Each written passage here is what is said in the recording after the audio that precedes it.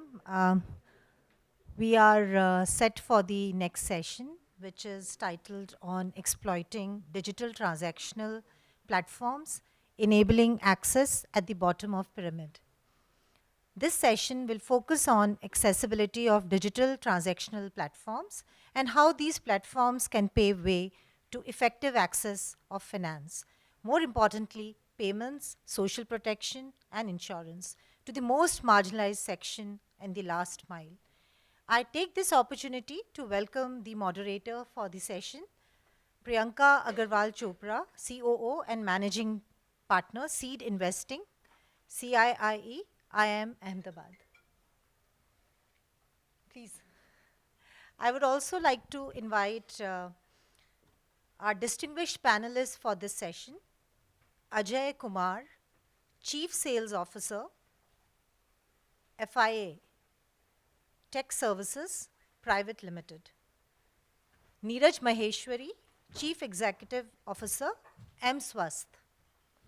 Vinesh Shah, Chief Business Officer, Craft Silicon.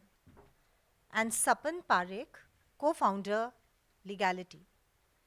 Thank you so much. I would now request Priyanka to take the session forward.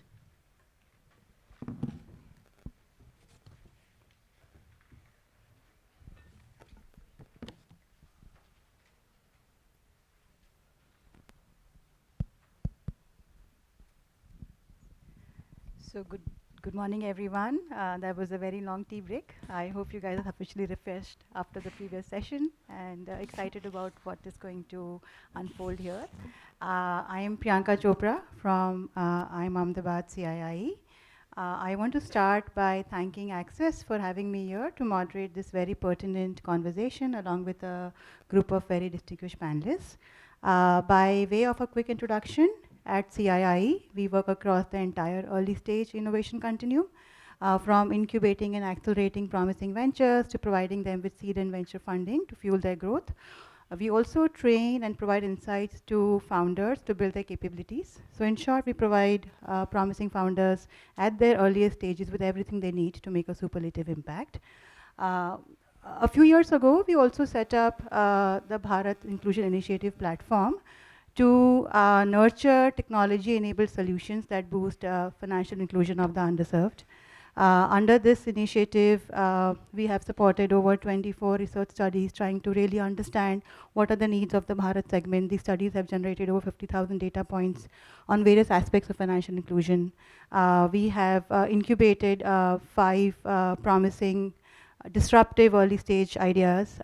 We have accelerated over 55 inclusive fintechs and invested in about 7 odd ready to scale solutions. Just to give you a quick context of today's discussion, it's no secret to us that India has made tremendous strides in boosting inclusion of the underserved. And this has happened because of a variety of factors. There's increasing digital penetration, progressive governments, regulatory forbearance, young and connected population, and the presence of many ecosystem catalysts. Over the past 10 years, we have enabled digital identity for over 1 billion individuals. We have provided no-frills bank accounts to over 500 million people, provided access to affordable internet, to over 800 million people. And at the last count, I think the digital payments annual transaction volume exceeded 114 billion. What has been unique about India's story has been the creation of this massive population scale digital public infrastructure that has truly unleashed innovation and solutioning at scale and has helped India emerge as one of the most fertile and exciting digital finance ecosystems in the world today. So while we've made tremendous strides, there is still a long way to go, right? Access to formal finance and insurance, we are still lagging behind. While there is growing momentum in digital payments, this revolution has not reached all segments of the population evenly. Women are still lagging behind, right? Both in terms of ownership of financial products and the usage of it. More women than men have dormant bank accounts. Very few, at least, lesser women than men have transacted digitally or have accessed formal credit and savings. Rising cases of fraud and mis-selling also threaten to blunt the momentum of the digital finance revolution by eroding customer trust. So for today's conversation, I thought we can examine, some of these questions and issues through the prism of number one, customers and their, unique needs, preferences, and behaviors. Then move on to understanding the role of data in financial inclusion, partnerships in, reaching some of these most promising solutions to the last mile, and finally, no discussion can be complete without talking about the regulatory landscape. In our panel today, we have a wide variety of experiences, expertise, backgrounds, business models, products, market segments. So I'm sure it will all lead to very enriching discussions. What I would like to do is request all of my fellow panelists to take a few minutes to introduce themselves and also tell us, what their organizations are doing in enhancing access to finance at the last mile. Sapan, can we start with you? This is the problem of sitting next to the moderator. I have to start first. Okay, hi everyone. So I'm the co-founder and head of business at Legality. Legality today is helping 30 plus microfinance institutions and 15 plus banks digitize the last mile of paperwork. This includes designing the journey of how paper moves to the borrower, to the co-borrower, to the guarantor, then back to the microfinance institution or to the bank, ensuring it's RBI compliant, ensuring it's Ministry of IT compliant, ensuring very topically it is compliant to the new consent frameworks that we are listening to. That's what Legality helps creating. So our core products are digital signatures, digital stamping, document workflow management systems. That's what we do, and very happy to be here. Thank you so much. Hi, good morning, everyone. So my name is Vinish, and so I represent Craft Silicon. So we are a 23-year-old organization, and we are working with about 300 clients globally, providing them the tech support or the tech solution from the core perspective, right? So if you look at in the context of financial inclusion, we are talking about the loan origination application, the collections module, delinquency management, or the core system, which is the core loan management system and all. And we continuously, strive towards improving our journey, by bringing in the AI, ML, and few other, areas of the projects where we are working on. Globally, I mean, if you look at it, we have got variety of other service lines like core banking, mobile banking, agency banking, and all that. So that's for Latin America, Africa segment. So in Asia alone, we started our journey with Ujjivan in 2005, and proud to say that we are still there as our partner with them, and so are many other clients. Today, we are supporting about 99 million borrowers on our platform in Asia only, about 12 billion US dollar of loan portfolio that we are managing, and about 3.5 billion transactions is what we have done in the last calendar year. So that's but apart from that, this also brings a lot of responsibility on our shoulder in terms of having a seamless solution, and we continuously strive towards it. So thank you so much. Yeah, we'll continue the discussion. Thank you, Priyanka, and good morning, everyone. I'm co-founder and CEO of MSwast. We are trying to solve the primary healthcare issues. We started a journey close to like 4 years back or 3 years back rather. What we have started solving the problem is first, building the primary healthcare clinics for the rural and semi-urban population, right? And why we started doing it, we identify the existing sub-health centers were not having a doctors or the qualified nurses, to cater to the rural and semi-urban population. So eventually we started building those partnerships with microfinance institutions, SFBs, banks, cooperative, and eventually. And today, in last 3 years, we have onboarded almost 7 million clients, and we have done more about 3.5 million doctor consultations, 35 lakh doctor consultations, which also makes us one of the largest primary healthcare providers. And one of the topic which will come in, Priyanka also raised, is the accessibility issues, how we are solving, we'll discuss during the session, how we are solving the health equity. Today 60% of our customers are women, right? And they are using the consultations. We see around 15,000 patients every day, 15 to 20,000 patients every day through our 2,500 physical touch points across the country, and majority of them are in the panchayat level, block level, and the tehsil level. So that's what we are trying to do. Thank you. Hi, good morning everyone.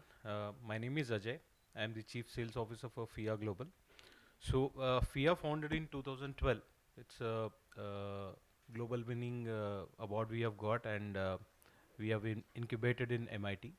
So, we are working towards the underserved and unbanked from last 11 years odd, and we could build about 89 million customers across the country with 30,000 banking agents. We cover 99% of the districts across the India. Also, we have operations in Bangladesh and Nepal. We primarily into the financial sector, and we offer sachet products to the unbanked and unserved, especially the customers which are not served. The financial products are not available in the rural markets like tier 3, tier 4 and 5 and below. So we have been working with 50 plus financial partners, and that has helped us in terms of reaching out to all these markets and helping the customers to avail the financial products. So that's what we have been doing, and we are expanding our operations. We are working with private sector banks also now. We have partnered with HDFC as well. So we are on the expansion spree, and also we would be like to offering our own lending solutions to the customers which are available, especially into the MSME segment, where the need is very much there, especially in the rural markets. So that's what about us. Thank you.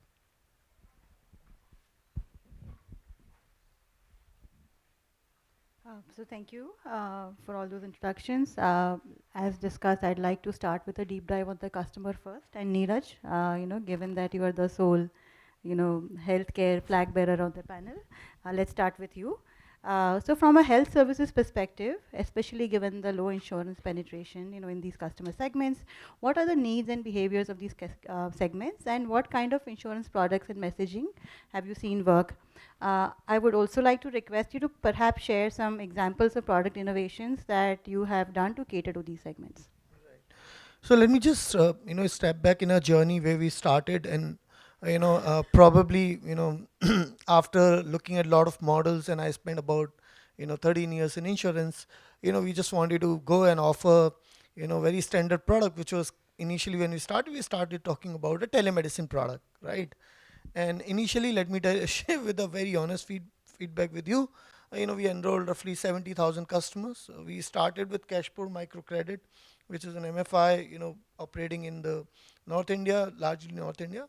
Out of 70,000, not even 10% contacted us, right? And we realized what is the challenge, how we are going to solve it. And that's where we look at it, when we talk about a rural, I'll touch upon the government-led services as well, but you need to have an assisted model, right? So that's where, we learned, how you customize, because you need to address the core challenges. The challenges are, we call it the 4A principle, which is, affordability, accessibility, talk about awareness and acceptability. So if you look at the customer point of view, how to create an awareness. If they do not have an awareness, they have a low utilization of the product, and if you have a low utilization on the product will eventually die down, right? And is it unaffordable? Where can it fit to their pockets? How you reach out to them, and gradually, as an healthcare institution, we had figured out, I think much earlier, if you don't have an on-ground presence, you will not able to serve them. And that's where we started working our partnerships. Through our partnerships, then we start to build a clinic, physical clinics, which is a brick and mortar. We requested our MFI partners if they can give us a space, or we build our own, right? And we started talking to some of the BC partner like FIA. can we like set up the infra next to your branches if we can get an access. So what we've really figured out is that the touch point is critical. Especially in the if you ask me in the long run or the short run, I would say in the long run as well. Short run is very much needed. Once you educate them through on ground, they are walking somewhere, they need assistance, and you are giving them the right solution, and you keep building a solution. When we started, we are doing pure telemedicine. We started doing the in-person consultation. Then we started keeping the basic medicine at the clinic, and then we started referring to the hospital and a lot of healthcare services which you can include. But it has to start somewhere. Is the building the presence, and that's a product innovation we did, and I want to share with you, being on the ground or the having a physical presence doesn't mean you can't be digitized, right? Our journey is completely paperless. We do it everything on mobile. Yes, we do it on a smartphone as well as the feature phone. Majority of the customer, what you might see the different data on the smartphone users and all. What we have really experienced, they don't use their phone. At times they don't pick up their phone, right? So you need to really something where they can walk in, and yes, you can create awareness. You don't have to come all the way. You don't have to spend money to use the service. You can use it from home. So those are the differences you can make. And I've been closely, we are working with the insurance companies also that, why you are asking the customer to fill up a form, right? When you can simply send a document on the WhatsApp. How can you send the hospital, and why they're filling up the long form when you have already got an active policy number, right? So talk to a TPA. They don't need to come up with the form. If they have a valid ID, Aadhaar card, or whatever documentation, they should get an hospital admission. So those are the things which we are trying to change. There are a lot of, I think I can go on endless talking. So I want to share the experience or learn experience from others as well. So these are the product innovation, probably everyone want to look at it, how we can evolve. Thank you. Thank you, Neeraj. Moving on to you, Vinish, next.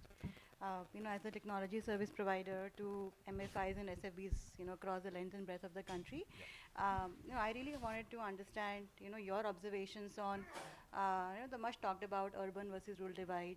Do you see differences even across different geographies, sectors in India?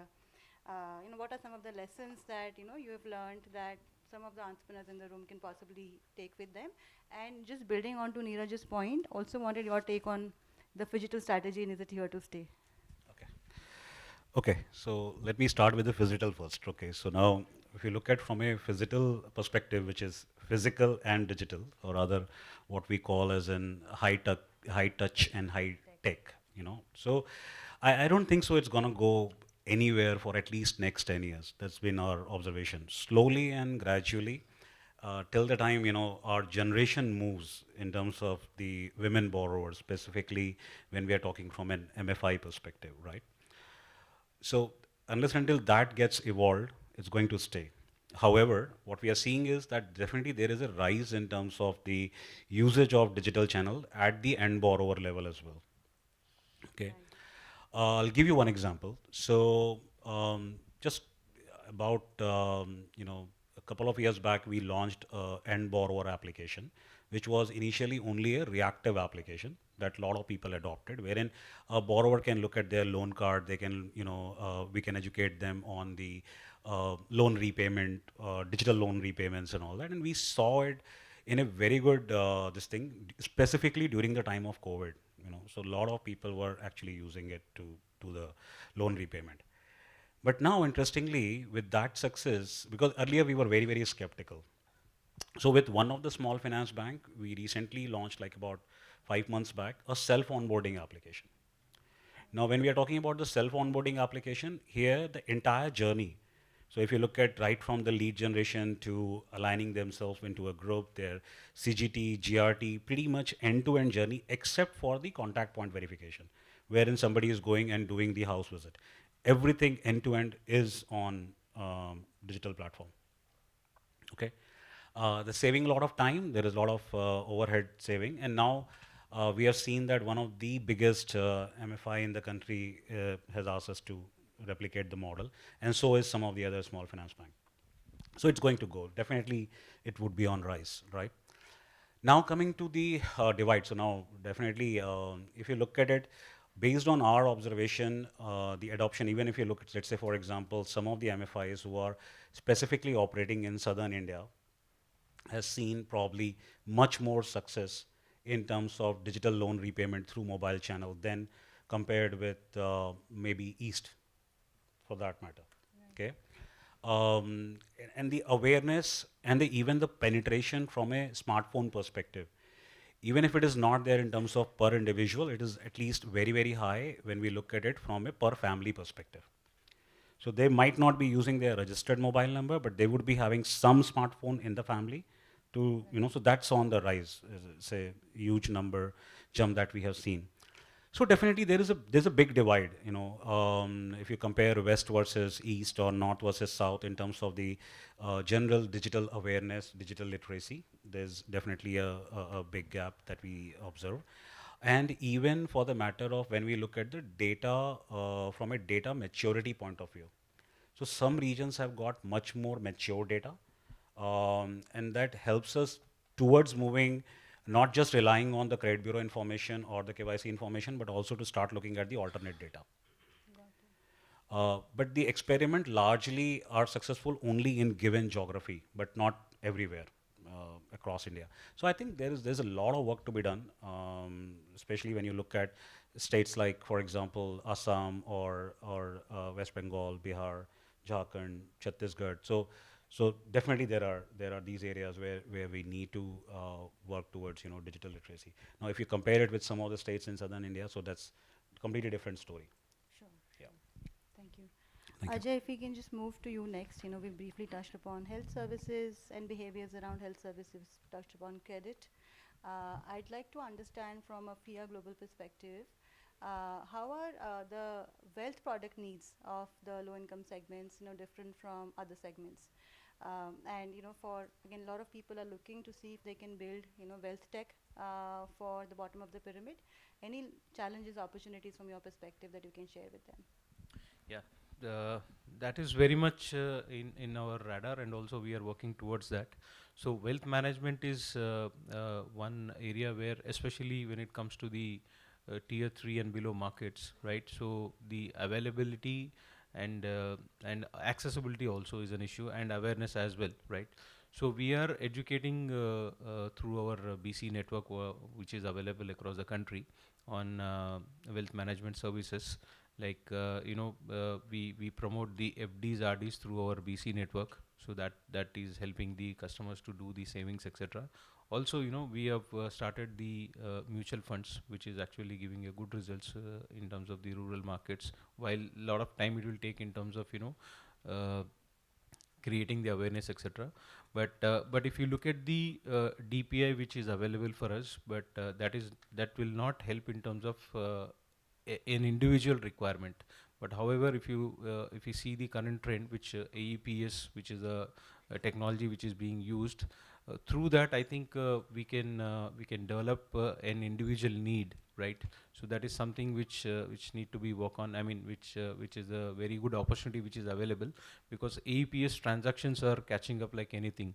That is the digital movement which is happening across the country.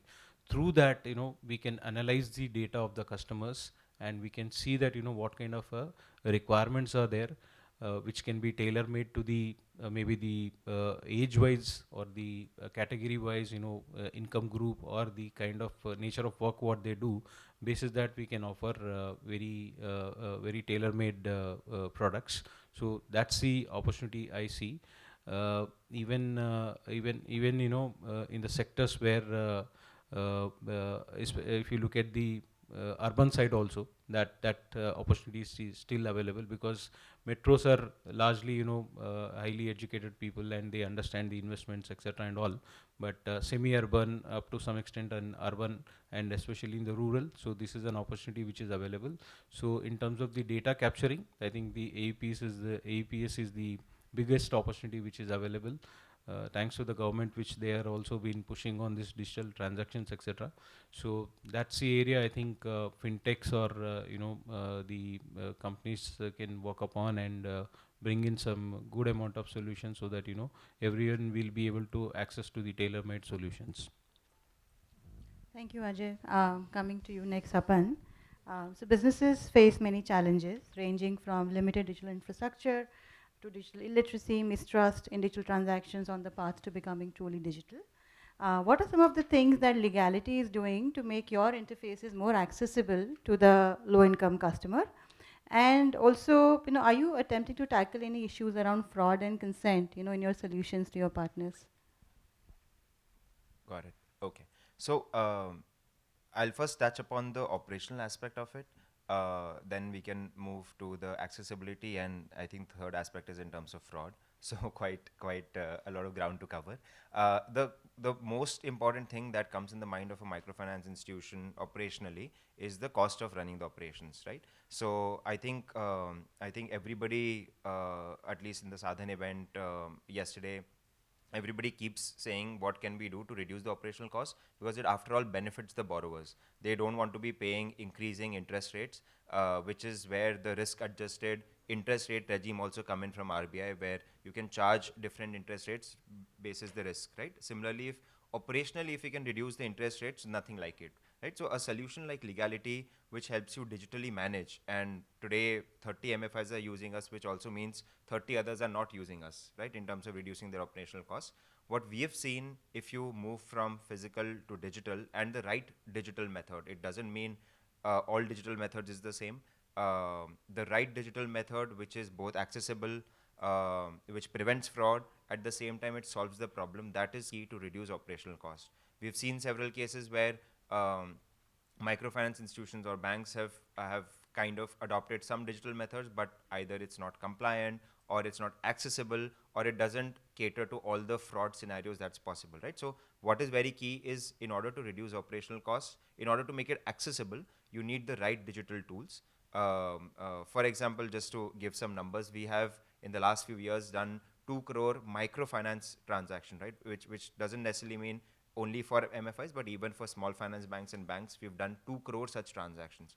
Effectively, we've removed maybe 10 crore paper pages from the system, which has helped them save ballpark of 100 to 200 crores operational cost, right? These are the numbers that we hear from the clients, that we've saved them XYZ amount of money. And more critically, when you remove paper from the process, including what Neeraj was talking about, that he has a paperless journey, when you remove paper from the process, your on-field agents also, their lives improve. Today we see the attrition rates in this segment from 40 to 50%, right? If it makes the life of the end agent harder, where they have to do the paperwork again, they have to spend 20 minutes engaging with a customer, which can be pre-populated or which can be digitized, and they can do it in 5 minutes, you are actually improving their life at workplace, right? So that is one aspect which was mentioned by the RBI, that we need to think of ways in which we can reduce the burden on the agents, which will improve the efficiency, at the same time reduce cost and improve the customer experience as well, right? So that's on the operational aspect. In terms of accessibility, I think with the new data protection regime coming in, while the rules are weighted, with the new regime coming in, what was earlier considered as optional in the non-regulated space, regulated space, I think there was a lot of push towards making it accessible, but on the non-regulated space, it was not really mandated. Now it's a mandate across board, which means it has to be accessible in terms of people should be able to consent in and consent out. People should be able to understand what they're consenting to, right? So these are some of the key aspects. At Legality, we from day one, while serving this segment, have ensured that whatever consent they're giving, they're actually not giving consent in English, right? That's been sort of a folly of some of these digital applications and digital journeys. We have always run it in English. In the last couple of years, we've seen multilingual flows coming in, and that has been great, right? Now it's a mandate going forward, right? So Legality has been at the forefront of ensuring that across all our states, local language flows get accepted. Borrowers understand what they are consenting to. Borrowers understand what they are onboarding with. So that's been a key linchpin of making it accessible. And in terms of fraud, I think a lot has been done, but a lot more has to be done. Both RBI, ministry, they keep coming up with new methods and new areas of concern, which all service providers like us try catering to, including UIDAI, for example, has come up with new set of biometric regulations. UID has come up with face-based authentication to remove the gaps in the fingerprint detection system. So while at the regulatory level, a lot of action is happening, at the service provider level, we need to ensure that we cater solutions which adopt what's available publicly, at the same time build on top. To take an example, let's say you are doing a digital signature. Let's say Vinish Shah is the one who is the borrower who's signing the document. You need to ensure that Vinish is the one who's actually using his Aadhaar to sign the document. It's not either by mistake or deliberately he's not using his partner's Aadhaar details or his brother's Aadhaar details, because a lot of times almost the parameters, the images may match, but actually it's not the person, right? Or for example, we've also heard of cases where the Aadhaar itself is fraudulent. So Legality has built systems which ensures that if Vinish Shah is the one taking the loan, we can accurately identify that he's the one who's getting the loan at the same time, right? And of course, there are some more nuances around it, which we can discuss going forward. Got it. So, on the subject of customer, women continue to be the largest block of underserved segment by formal finance. Ajay, I want to come back to you. And if you can help us understand what FIA Global has specifically done to bring access to finance to women. Okay, so getting finance for the women is a challenge, as we know. So what we have done in pre-COVID, which is 1920, so that's the time we started working on this. And first thing we have realized that the mobility for a woman is important in the rural areas, right? So we started pushing the loans for the two-wheelers, and that we have helped them through the SHG model, right? One is that we have done. Second thing is, as a BC network, if we see, our almost 38% of the BCs are women.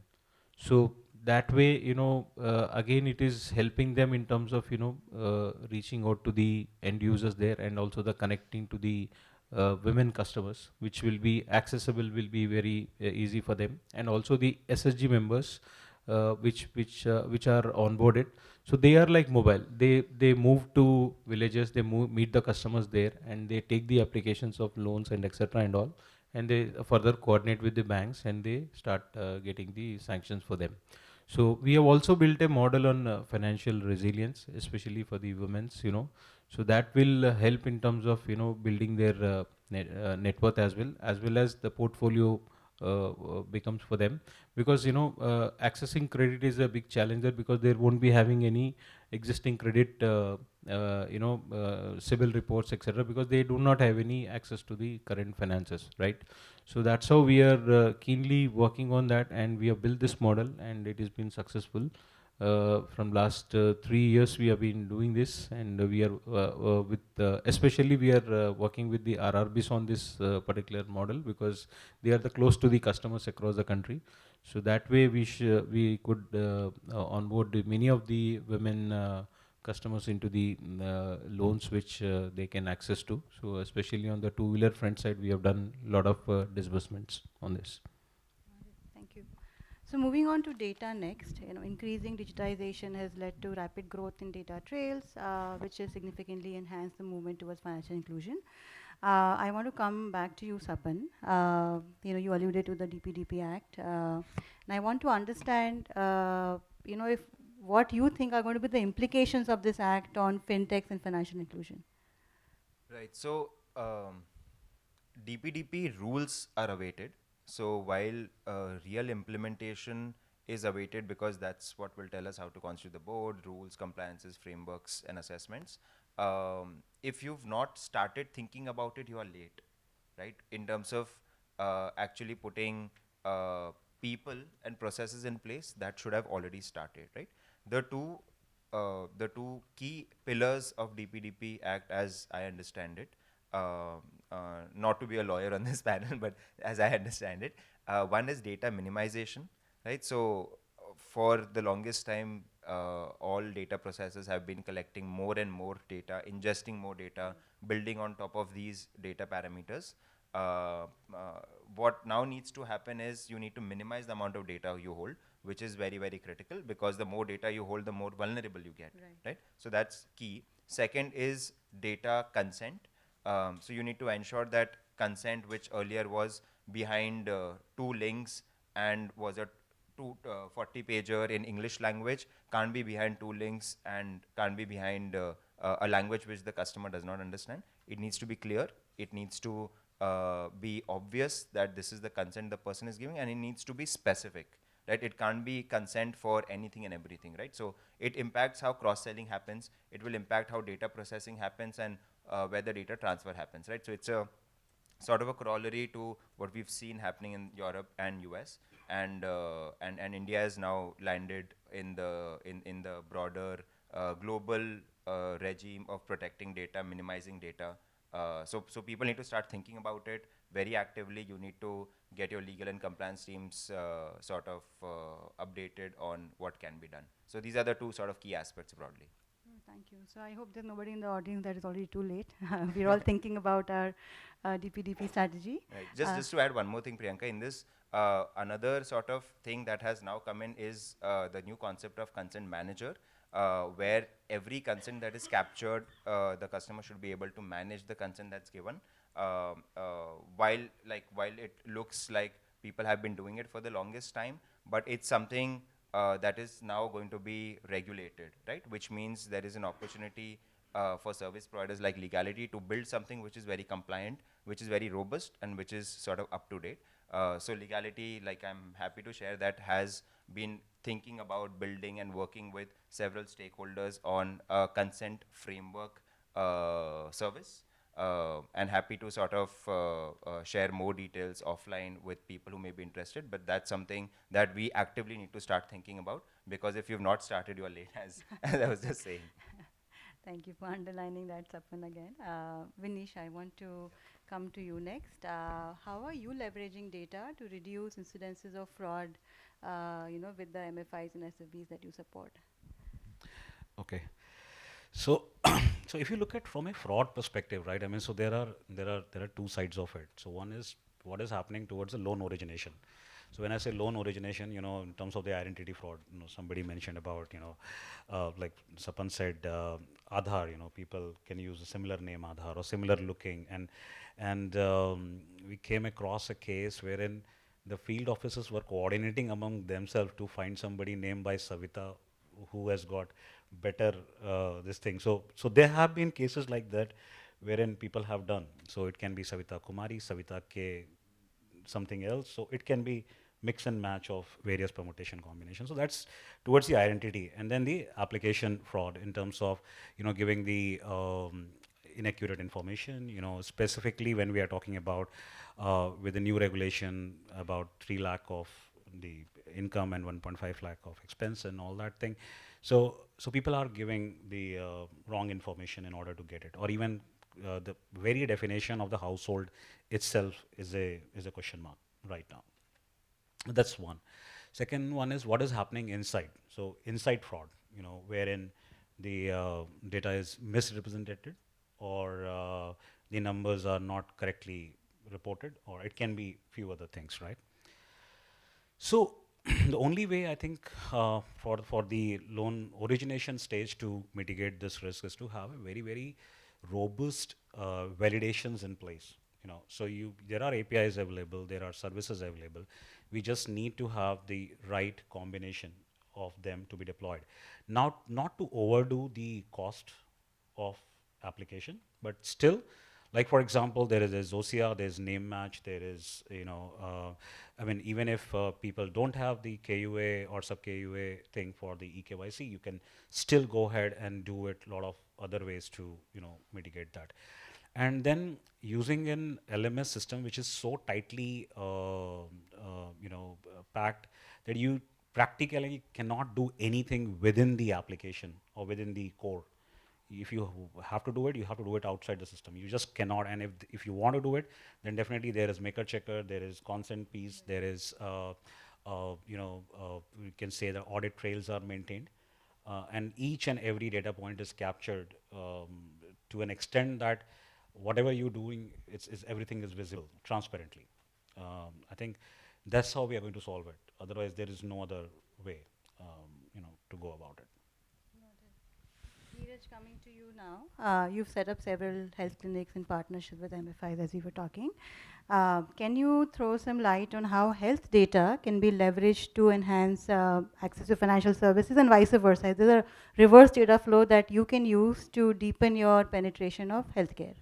So yes, definitely. So currently we work, as I told you, we have got access to about 7 million customers. What we are also getting is the family data, right? So our solution is the family solutions, right?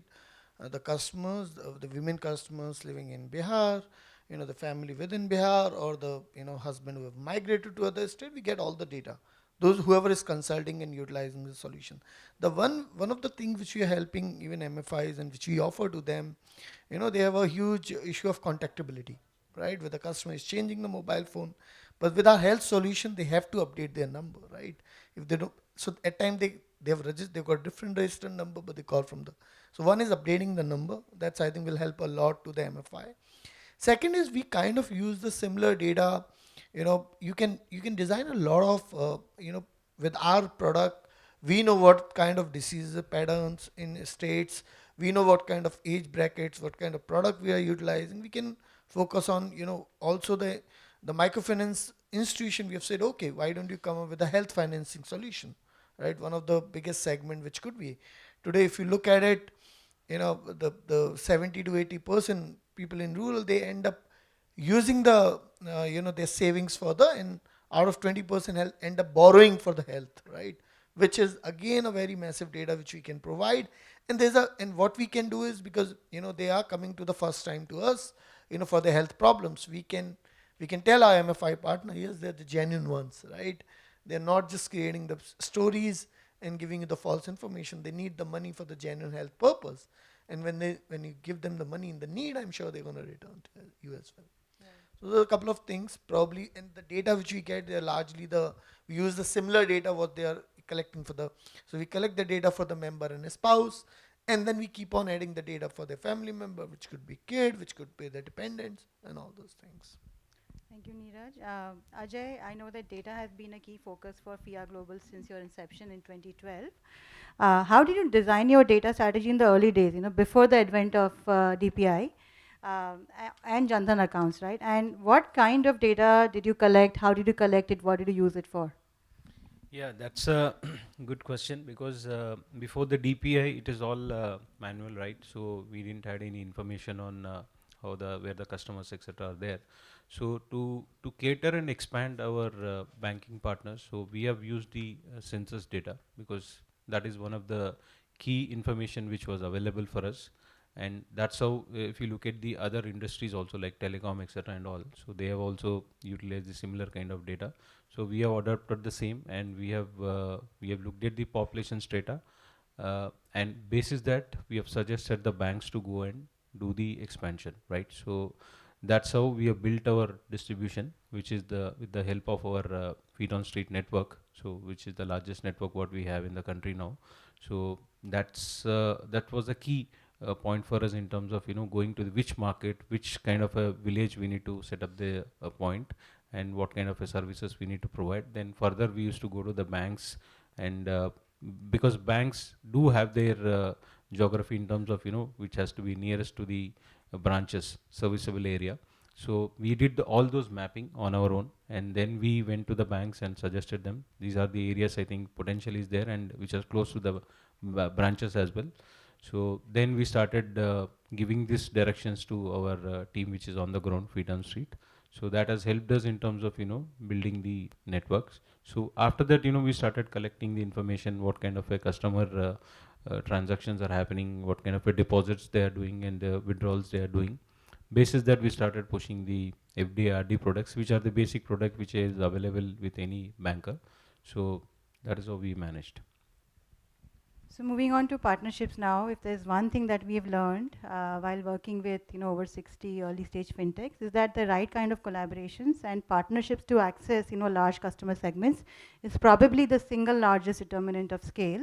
So Neeraj, you've you've set up a very successful partnership, with a variety of stakeholders. So what are some of the elements from your perspective in building a successful business model in partnership with, different stakeholders like the government, medical businesses, insurance creators, so on and so forth? I think we probably with the channel like us and probably I think everyone, the partnership is a way forward, right?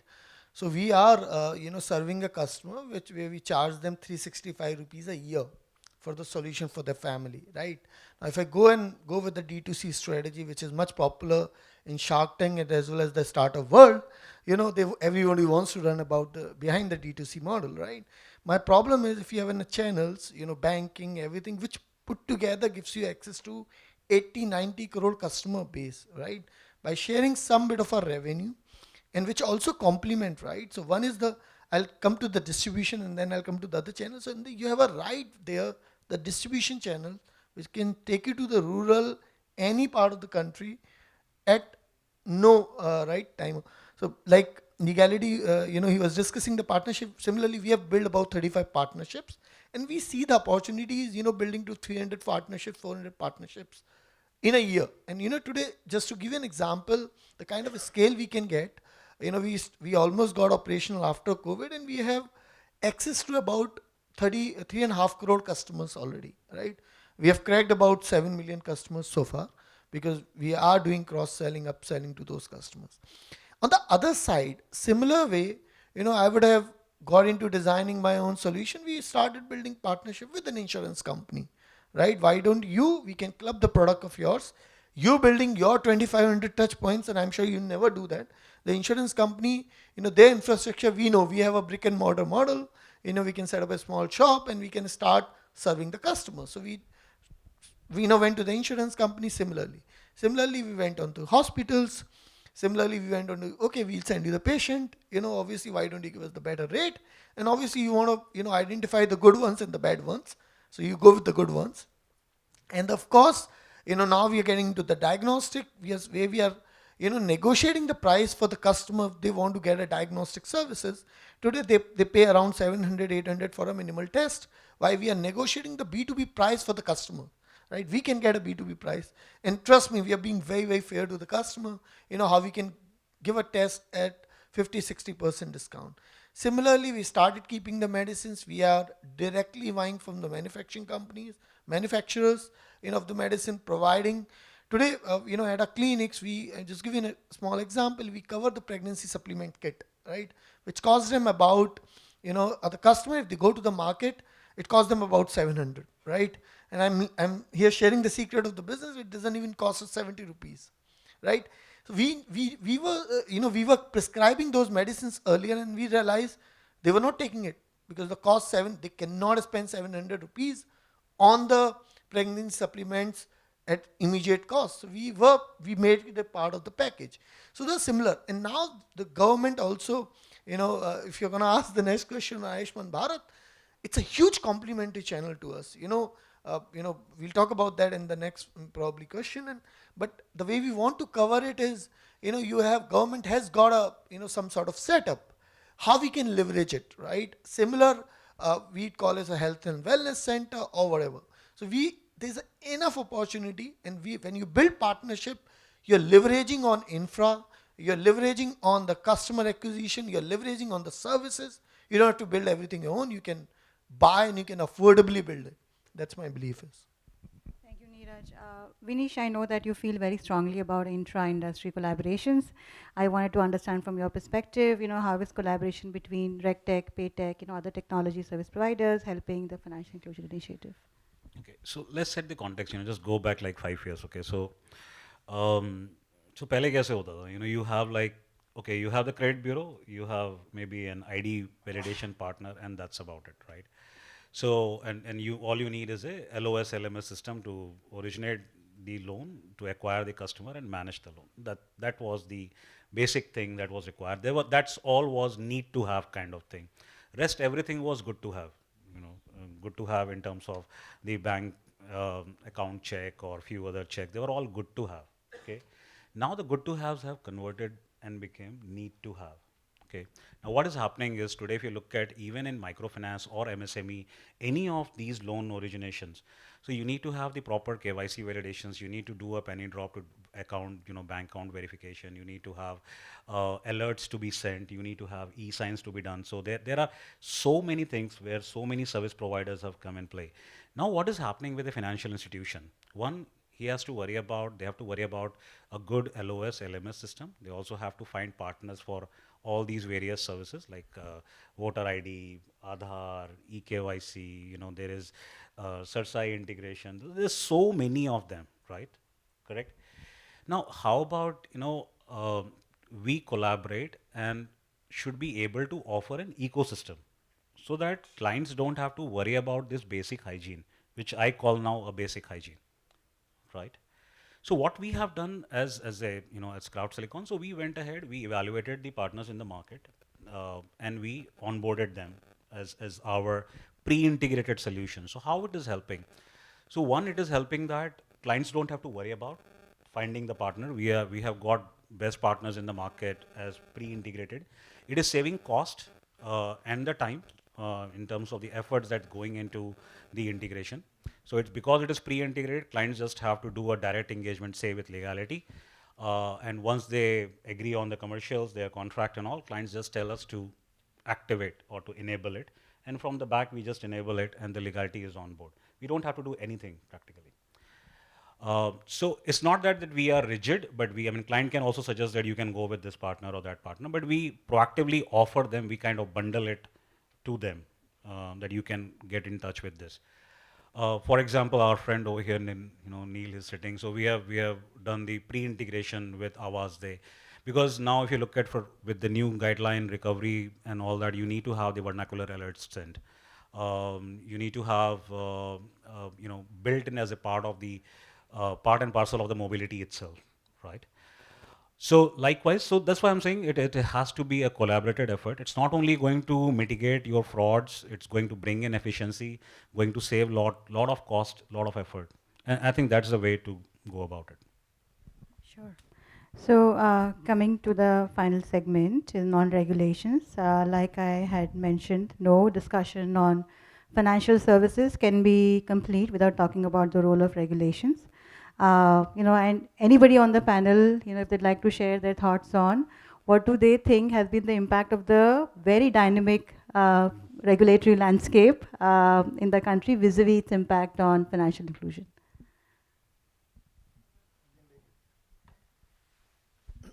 See, as far as the regulatory concern, I can talk about the insurance side or the or the health side. What we have seen is the regulations which have been there in the market. They've been primarily very, very supportive. In last, I would say, especially in last 2 decades, right? They've been very supportive in terms of reaching out to masses. There are a lot of easiness in terms of acquiring the customers, servicing the customer. You can today digitally serve the whole journey of the customers. But I also believe there's a lot more to be done, right? Still, I don't know, I should mention it or not. We see a lot of restrictions from the RBI side. I'm sure they are good for the customers, but let's say if I have to distribute a health services product, there are a lot of that, you can't distribute from the same premises, from a bank premise, while you can do it, right? So if you can do an insurance product, and similarly, health is a kind of in US, most of the bank, they distribute almost like today, almost any other product, including the financial and the non-financial services, right? I'm sure there is a thin line or the silver lining on what kind of product you can do. So that's where somewhere we need to, and now when you're talking about the partnership, it's very much linked to the regulations, right? You can do somewhat, like today, we can refer to the customer to a hospital, but we can't earn anything out of it, right?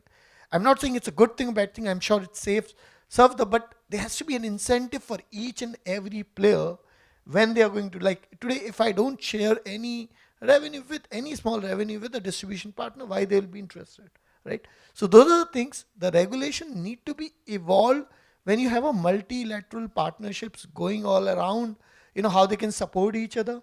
Probably that's something which we need to look at it very, very carefully. And I'm sure, look at the existing infrastructure which is being unutilized, right? Today you can't use a sub-health center going together. Why not MFI can go and acquire customer, those at sub-health centers or the panchayat level, right, which is easily available. Why you need to create your own infra at every panchayat level, block level, tehsil level? There is an existing infra, and if obviously we collaborate with the government, it will be not easy, right? Any individual player, if as an industry, we go and collaborate with the government, I'm sure we can do a lot more. Thank you. Anybody else has anything to add? Contrary opinions? I would say that, from a regulatory perspective, I think working with so many customers across the globe in so many different countries, I think we have one of the most, or I won't say stringent, but a very strong regulatory body. And that has contributed a lot towards the success of where we stand at this point of time. Okay, even if you look at the regulatory changes as far as the microfinance guideline is concerned, which was given on last year, 14th March, right? It has opened a completely new door. What a lot of new possibility to a lot of people, and I'm pretty sure they are going to revise the threshold value from 3 to maybe more or something like that, maybe in the near future. Because industry has seen some rejection rates. I mean, the rejections have gone up drastically when you tag it as a group loan kind of thing. But over a period of time, I think this is going to serve really well. And because of that, the ability to serve, so that we don't have again in the future something like what happened like Andhra crisis, right? We can avoid something like that. And that's the whole reason why this is there, and I think it's being very supportive. Not only from the this thing, but also from a validation perspective, customer onboarding perspective, the kind of checks and balances you need to deploy. I think they've been very, very supportive. So I think it's all positive. Yeah, flexibility probably yes is required. Timeline probably yes is required. You cannot be like giving the new regulation on 14th March and expect to start it from 1st April. It's not going to happen. Technologically, it is not possible. Practically, it's not possible from operation perspective, and they have been flexible to extend. Even if you look at the NPA or the provisioning or those kind of things, I think they have been flexible to extend the timelines as well. So I think yeah. Thank you. And in the interest of time now, we'd like to open up the floor for the audience to ask questions to any of the panelists.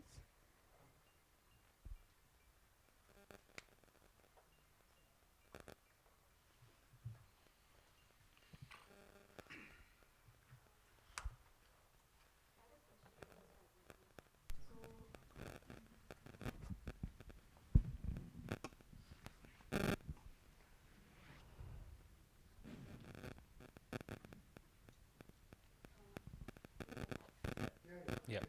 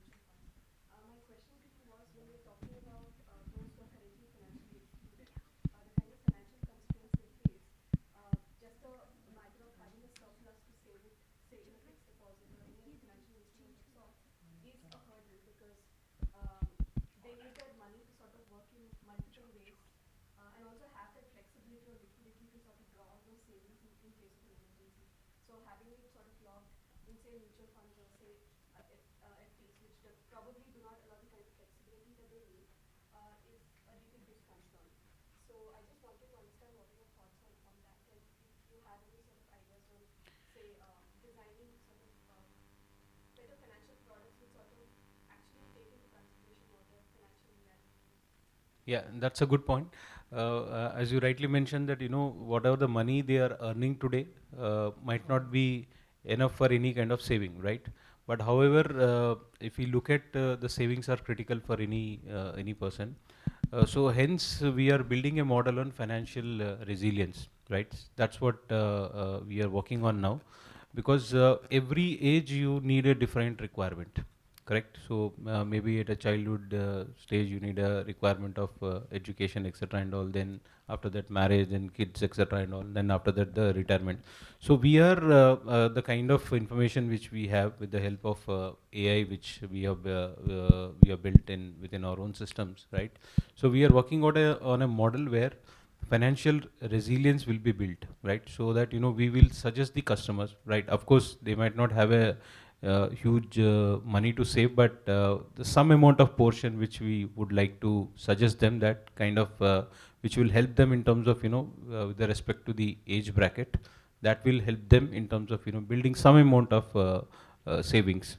So that's a model which we are already working on, which is what our financial inclusion to, we are now moving to the financial resilience.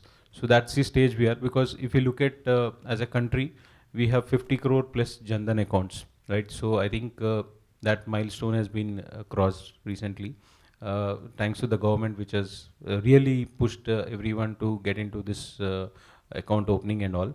Now the second stage is, okay, now we have 50 crore plus Jan Dhan accounts. What next? So what next is, there are divided into three categories. One is insure the uninsured. Okay, so the insurance is the biggest challenge, especially in the, again, coming to the rural markets. So a lot of awareness is not there, and thanks to the government, they are also working on this.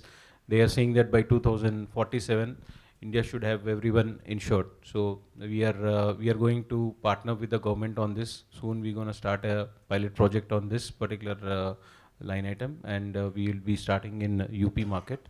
The second thing is the financial loan access. So that is also the second thing which government is working on, because rural is the huge and wide, where the MSME segments are there, where if you fund a MSME segment, they will create a employment in those rural markets itself, so that the population will not migrate to the urban areas for seeking out any job opportunities. Now the third thing is the wealth management. So which we are very keenly, as I mentioned, financial resilience. We'll be offering mutual funds, we'll be offering not only FDs, etc. No, the mutual funds is what we're gonna build in that product. And according to the customer age bracket and kind of income sources, kind of balances which they are maintaining, basis that through our AA model, we would be extending these services to them. Hope that answers. Thank you. Any other questions?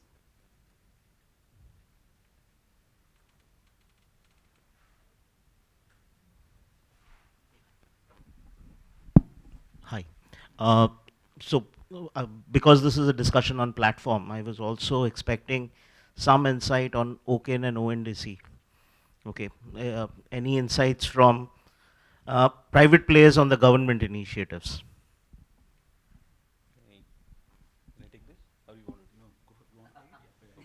So yeah, ONDC is a talk of the market now, right?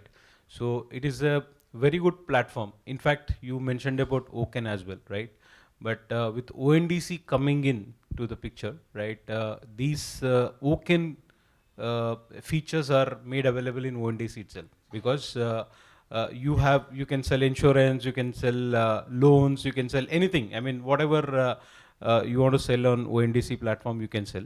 So it is a very good platform, widely accepted, even for the e-commerce, especially for the brands which are they are unable to expand, right, due to various constraints. Could be because of the capital, could be because of the marketing budgets, etc. and all. So this platform is really evolving like anything, and this we can say that another UPI kind of thing which we see in coming years in the country.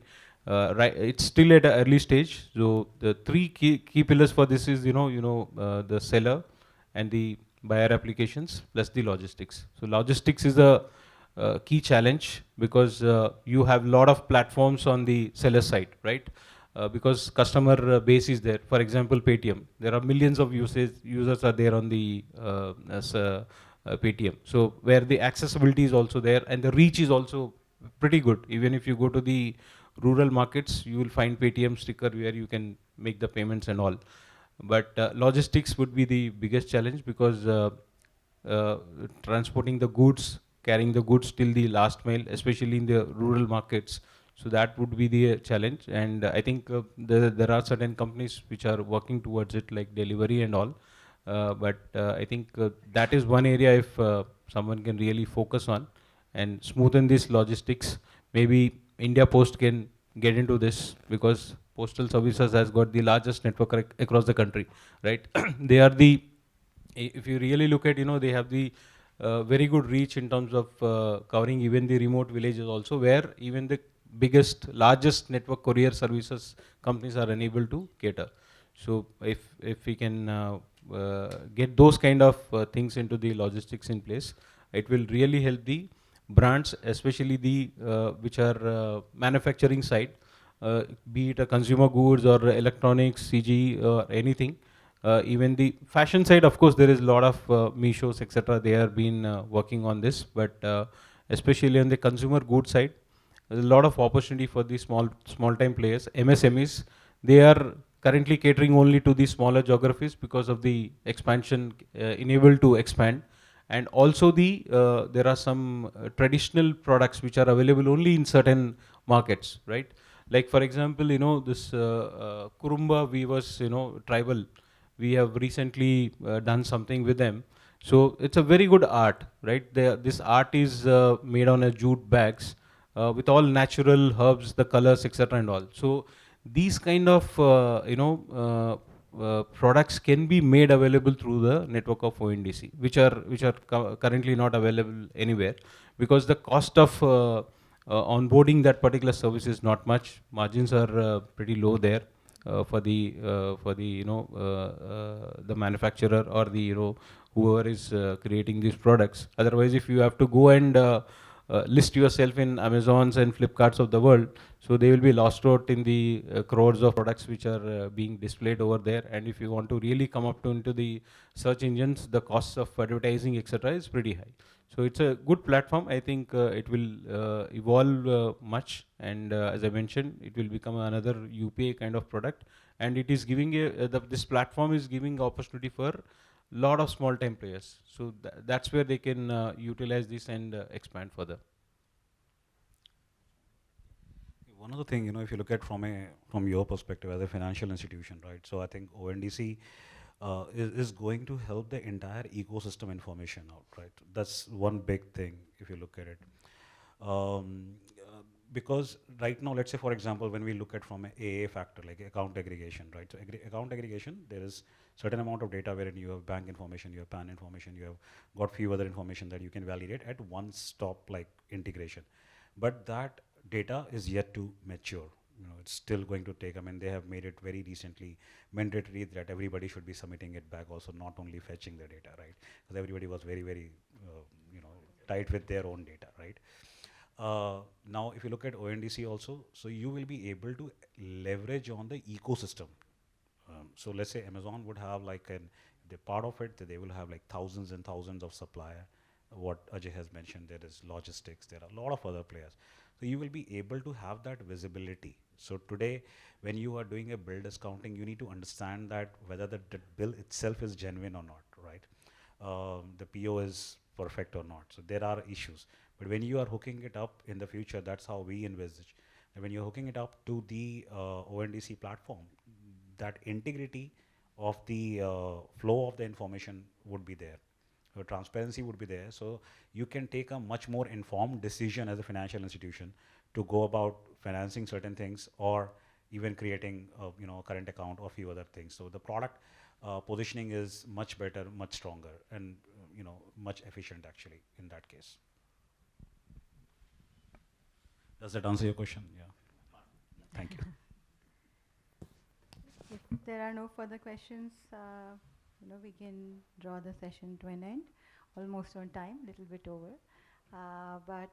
So, thank you to all my panelists for some very interesting nuggets that you guys have shared. Thank you to the audience for being very patient and also enthusiastic. I can rattle off a long list of learnings, but the top three, that sort of stuck with me. Number one is that DPDP, please get your act together. Then the fact that, while we may talk about, fully digital, phygital is here to stay, at least for the time being. It takes an ecosystem to reach financial services to the last mile. How do we seed more collaborations amongst the various players? One thing that you mentioned, Ajay, also deeply resonated around having more female BC agents, to service your women customers. One of the studies that we launched, in partnership with IIM Ahmedabad, also had very strong data to confirm what you said. For every single digit, increase in female BCs, the propensity of women to open and access accounts went up by 20x. So, I just want to leave you with that statistic. Thank you, everyone.